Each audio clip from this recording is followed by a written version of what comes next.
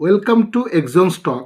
আজ আমরা দেখে নেব সাতরা পাবলিকেশনের ক্লাস 10-এর জীবনবিজ্ঞান ও পরিবেশ পরিচয় বইয়ের প্রথম অধ্যায়ের অনুশীলনীর কিছু প্রশ্ন উত্তর। সংক্ষিপ্ত উত্তরভিত্তিক প্রশ্ন। প্রথম প্রশ্ন, চলন ও গমন কাকে বলে? এখান থেকেই তোমরা লিখতে পারবে চলন এবং গমনের সংজ্ঞা বা চলন এবং গমনের পার্থক্য। কোশ্চেন নাম্বার 2, ট্যাকটিক চলন কাকে বলে? ট্যাকটিক চলন। কোশ্চেন নাম্বার 3, জিওট্রপিক চলনের সংজ্ঞা লেখো ও উদাহরণ দাও। জিওট্রপিক চলন, এখান থেকেই তোমরা সংজ্ঞা এবং উদাহরণ লিখতে পারবে। কোশ্চেন নাম্বার 4, সিসমোন্যাস্টিক চলন কাকে বলে? সিসমোন্যাস্টিক চলন। কোশ্চেন নাম্বার 5, হরমোনকে রাসায়নিক সমন্বয়ক বলে কেন? হরমোনকে রাসায়নিক সমন্বয়ক বলার কারণ। নাম্বার 6, অগ্রস্থ প্রকটতা কাকে বলে? অগ্রস্থ প্রকটতা। নাম্বার 7, পিটুইটারিকে মাস্টার গ্ল্যান্ড বলে কেন? পিটুইটারিকে মাস্টার গ্ল্যান্ড বলার কারণ। নাম্বার 8, জিববেরেলিন কিভাবে মুকুল ও বীজের সুপ্তাবস্থা ভঙ্গ করে?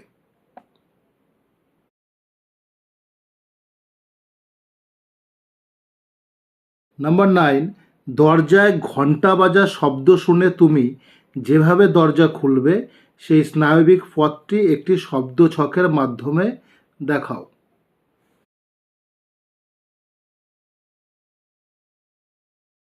নাম্বার 10, অগ্নাশয়ের অন্তঃক্ষরা কোষগুলি কি কি, সেখান থেকে কি কি হরমোন নিঃসৃত হয়? অগ্নাশয়ের অন্তঃক্ষরা কোষ, এখান থেকে বিটা কোষ, আলফা কোষ এবং ডেল্টা কোষ এবং পিপি কোষ। বিটা কোষ থেকে ইনসুলিন, আলফা কোষ থেকে গ্লুকাগন, ডেল্টা কোষ থেকে সোমাটোস্ট্যাটিন হরমোন এবং পিপি কোষ থেকে প্যানক্রিয়েটিক পলিপেপটাইড ক্ষরণ করে। নাম্বার 11, কৃষির ফলন বৃদ্ধি ও আগাছা সমস্যা সমাধানে সংশ্লেষিত উদ্ভিদ হরমোনের একটি করে ভূমিকা লেখো।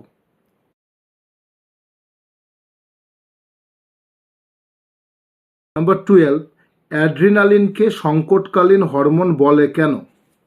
অ্যাড্রিনালিনকে সংকটকালীন বা জরুরিকালীন কেন বলা হয় তোমরা এখান থেকেই অ্যান্সার পেয়ে যাবে। নাম্বার 13, টেস্টোস্টেরনের দুটি কাজ উল্লেখ করো। টেস্টোস্টেরনের কাজ।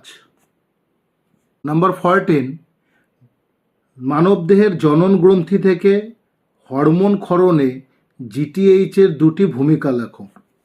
জিটিএইচ এর ভূমিকা তোমরা এখান থেকে লিখতে পারবে। জিটিএইচ অর্থাৎ এফএসএইচ, এলএসএইচ, আইসিএসএইচ এবং এলটিএইচ। এখান থেকে তোমরা কাজগুলো লিখতে পারবে। নাম্বার 15, বহিঃক্ষরা ও অন্তঃক্ষরা গ্রন্থির দুটি পার্থক্য দেখাও। অন্তঃক্ষরা এবং বহিঃক্ষরা গ্রন্থির পার্থক্য। নাম্বার 16, স্নায়ু সন্নিধি কাকে বলে? স্নায়ু সন্নিধি বা সাইন্যাপস। নাম্বার 17, লঘু মস্তিষ্কের কাজ কি? লঘু মস্তিষ্ক বা সেরিবেলাম এর কাজ হলো দেহের ভারসাম্য নিয়ন্ত্রণ এবং প্রত্যবর্তী স্নায়ুকেন্দ্র রূপে কাজ করে। নাম্বার 18, গমনের একটি চালিকা শক্তি হলো প্রাণীর বিস্তার। উপযুক্ত উদাহরণের সাহায্যে বক্তব্যটির যথার্থতা বিচার করো।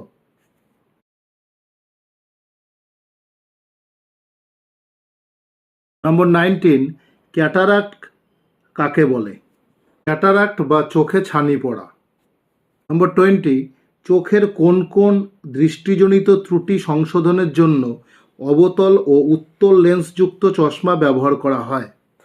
অবতল লেন্স ব্যবহার করা হয় চোখের মায়োপিয়া রোগের জন্য এবং উত্তল লেন্স ব্যবহার করা হয় হাইপারমেট্রোপিয়া বা হাইপেরোপিয়া রোগের জন্য।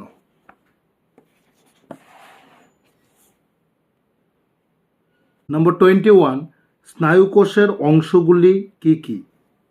স্নায়ুকোষের দুটি অংশ, কোষদেহ বা সেল বডি এবং প্রবর্ধক বা প্রসেস। নম্বর 22, মায়োলিন আবরণীর একটি কাজ লেখো।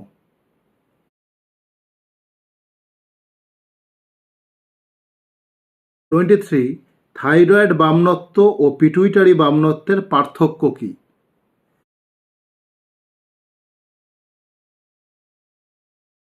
24.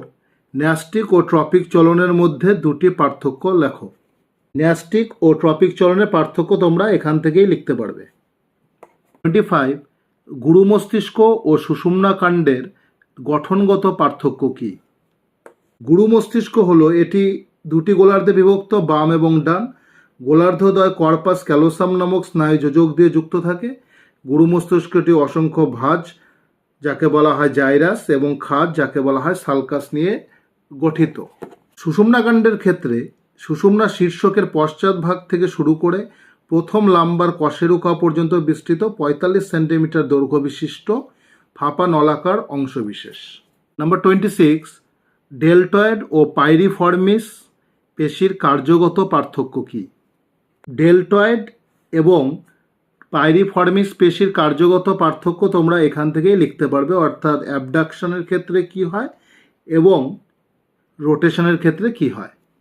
নম্বর 27. ভয় পেলে বুক ধড়পড় করা ও হৃদস্পন্দন বেড়ে যাওয়ার সঙ্গে যে হরমোনটি জড়িত তার ক্ষরণস্থান ও একটি কাজ লেখো। তাহলে ভয় পেলে বুক ধড়পড় করা ও হৃদস্পন্দন বেড়ে যাওয়ার সঙ্গে যে হরমোনটি যুক্ত তার নাম অ্যাড্রিনালিন। এই অ্যাড্রিনালিন কি করে? অ্যাড্রিনালিন আমাদের যখন আমরা ভয় পাই বা বুক ধড়পড় করে তখন আমাদের বডিকে কন্ট্রোল করতে সাহায্য করে।